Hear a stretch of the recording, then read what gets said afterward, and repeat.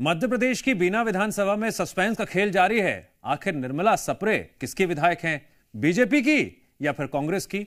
अब सवाल यह है, क्यों ये मुद्दा उठ रहा है? निर्मला सप्रे भोपाल में आयोजित बीजेपी की बैठक में पहुंच गई। तस्वीरें देखते जाइए क्या हो रहा है, लेकिन बिना कमल निशान वाला भगवा दुपट्टा पहने। अब ऐसे में चर्चाओं का बाजार तो गर्म होना ही था। कई दिनों से इस बात पर अटकलें तेज हैं। बीना से कांग्रेस विधायक निर्मला सप्रे बीजेपी खेमे में जाने वाली हैं।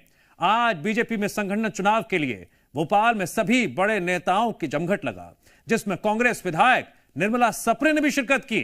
निर्मला सप्रे ने अभी तक कांग्रेस से इस्तीफा तो नहीं दिया है, लेकिन सप्रे बीजेपी में जाने से इनकार भी नहीं कर रही हैं। संगठन चुनाव की बैठक में शामिल होने के सवाल पर निर्मला सप्रे ने कहा वो अपनी बहन से मिलने आई है।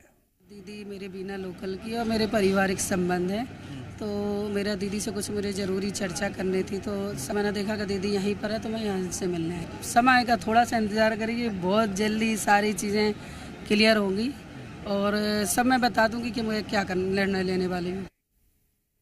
राजनीतिक मैदान में खुलकर कुछ भी नहीं कहा जाता, इशारों की भाषा बोली जाती है। अगर सप्रे ने कांग्रेस छोड़ने का मन बना लिया है तो खुलकर सामने क्यों नहीं आ रही हैं?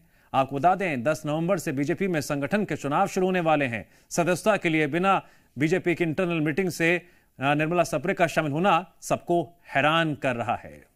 वहीं निर्मला सप्रे के बीजेपी बैठक में शामिल होने को लेकर बीजेपी और कांग्रेस के रिएक्शन भी आपको जरूर सुनने चाहिए। बीजेपी और कांग्रेस इस मामले को लेकर हर चीज अपने पक्ष में बता रही हैं, लेकिन निर्मला सप्रे ने जो इशारों में कहा उसमें बहुत कुछ छिपी हुई बात भी थी और कुछ खुलकर भी कही गई बात थी। सुनिए बीजेपी और कांग्रेस निर्मला सप्रे के इस अंदाज को किस तरह से बता रहे हैं, दर्शा रहे हैं।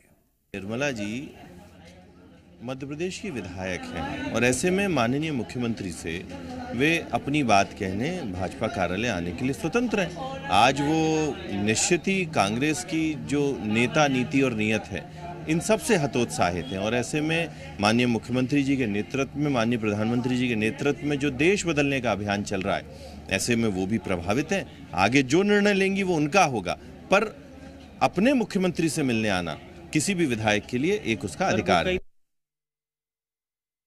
जनता पार्टी की सरकार और बल्कि पूरे देश में जिस तरह से जनप्रतिनिधित्व कानून की धज्जियां उड़ा रहे हैं, जिस तरह से दल बदल कानून को ये जो रौंद को चल रहे हैं, वो इसका एक प्रमाण है कि एक चुनी हुई जनप्रतिनिधि रोज बयान देती है कि मैं आज कांग्रेस में हूँ, कल बीजेपी में हूँ, परसों फिर कांग्रेस में हूँ, फिर जो है बीजेपी में हूँ। कौन से सौदे चल रहे हैं? इन सौदों का खुलासा होना चाहिए। और भारतीय जनता पार्टी कितने दिन तक इंतजार करेगी कि एक आदमी को दल बदल करवाने के बाद आप उसे जनप्रतिनिधि बनाए रखना चाहते हैं?